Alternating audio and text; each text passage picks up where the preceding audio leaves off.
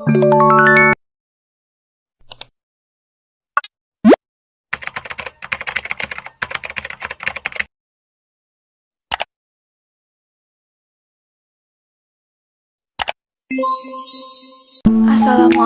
warahmatullahi wabarakatuh. Perkenalkan, nama saya Mutiara Ayu, NIM 222100312 dari Prodi Perbankan Syariah.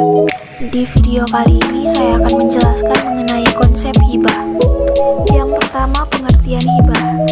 Secara bahasa, hibah adalah pemberian atau hadiyah, sedangkan menurut istilah hibah yaitu pemilikan yang mujis atau selesai dan mutlak pada sesuatu benda ketika hidup tanpa penggantian meskipun dari yang lebih tinggi. Di dalam syarah sendiri menyebutkan hibah mempunyai arti akad yang pokok. Persoalannya pemberian harta milik seseorang kepada orang lain di waktu dia hidup tanpa adanya imbalan. Apabila seseorang memberikan hartanya kepada orang lain untuk dimanfaatkan tetapi tidak diberikan kepadanya hak kepemilikan, maka harta tersebut disebut i'arah atau pinjaman. Yang kedua, dasar hukum hibah. Hibah disyariatkan dan dihukumi mandub atau sunnah dalam Islam, dan ayat-ayat Al-Quran maupun teks dalam hadis juga banyak yang menganjurkan penganutnya untuk berbuat baik dengan cara tolong-menolong, dan salah satu bentuk tolong-menolong tersebut adalah memberikan harta kepada orang lain yang betul-betul membutuhkannya. Yang ketiga, rukun hibah. Menurut jumhur ulama, rukun hibah ada 4. Yang pertama, wahib atau pemberi hibah. Yang kedua, mauhublah atau penerima hibah. Yang ketiga, mauhub atau barang yang dihibahkan.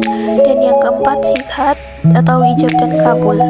Yang keempat, syarat-syarat hibah. Syarat bagi penghibah. Yang pertama, barang yang dihibahkan adalah milik si penghibah.